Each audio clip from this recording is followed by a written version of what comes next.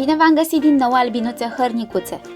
Astăzi facem o dulceață de caise mai specială, care menține fructul aproape întreg.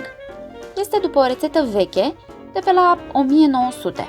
Am să divulg sursa și toate detaliile, dar stați să vă dau lista de ingrediente.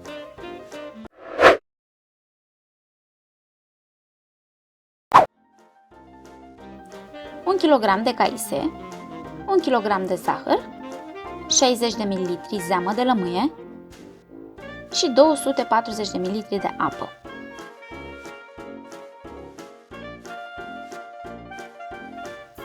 Am găsit rețeta aici, în cartea de bucate practică Buna Menageră, scrisă de Ecaterina Colonel Steriad. Cartea mea a fost tipărită în 1907, dar nu este prima ediție. E o reeditare, a văzut lumina zilei cu mulți ani înainte. Așa cum v-am spus și la rețeta de diplomat, îmi plac rețetele vechi pentru că găsesc în ele tot felul de mici secrete, dar nu pot fi urmate întocmai în zilele noastre. Trebuie să le adaptăm. Spre exemplu, nu avem nevoie să curățăm siropul de zahăr cu albuș și coajă de ou, pentru că zahărul pe care îl folosim astăzi este purificat în fabrică. De asemenea, e mai dificil să tratăm caisele în apă de var pentru a le întări. Se poate găsi cu puțin efort, dar cred că multe gospodine ar evita-o oricum în zilele noastre. Bun, acum hai să vă arăt cum am adaptat eu rețeta. Alegeți caise cât mai tari și ferme, chiar dacă asta ar însemna să fie mai verzi, nu este nicio problemă. Acum, luați o tijă metalică sau ceva asemănător, eu o să folosesc paleta de la un mixer de mână, și cu ajutorul ei împingeți sâmburele afară din caisă, așa cum fac eu aici.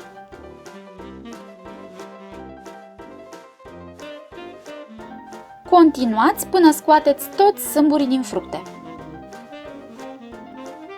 Alegeți o cratiță suficient de încăpătoare, astfel încât toate fructele să poată sta în ea într-un singur strat, altfel ele se vor strivi.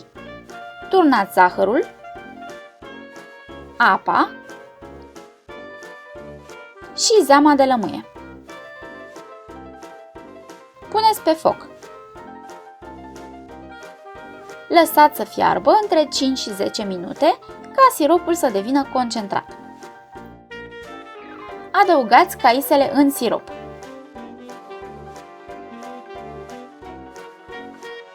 Și mai țineți maxim 2 minute. Doar atât. Nu vreți să gătiți caisele acum, vreți doar ca zahărul să le străpungă pielița și să ajungă în interior. Acoperiți cu un capac sau șervet umed și lăsați la temperatura camerei între 24 și 48 de ore. De ce? Ca zahărul să aibă timp să extragă apa din pulpa fructelor și să le întărească. Așa înlocuim apa de var. După ce a trecut acest timp, puneți dulceața din nou la fiert cu focul foarte mic. Dacă fierbe cu bulbuci mari, poate distruge fructele. Bineînțeles, luați spuma atunci când se formează.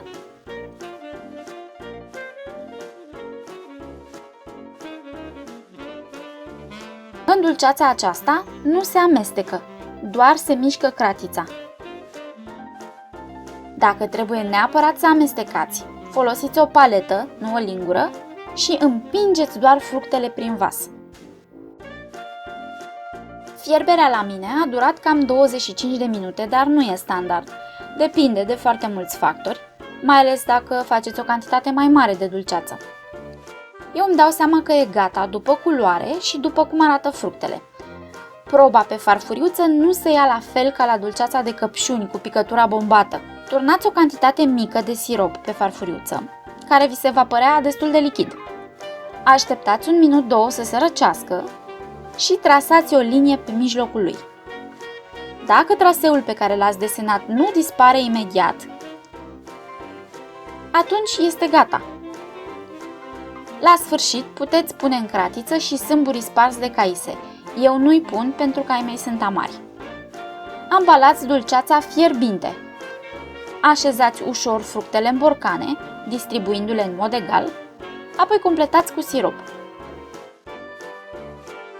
Înfiletați capacul, întoarceți cu susul în jos, înfofoliți în prosoape și lăsați să se răcească. se obțin cam 3 borcane de 380 de grame.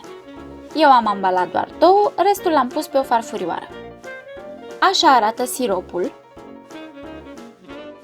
iar fructele sunt frumoase și ferme.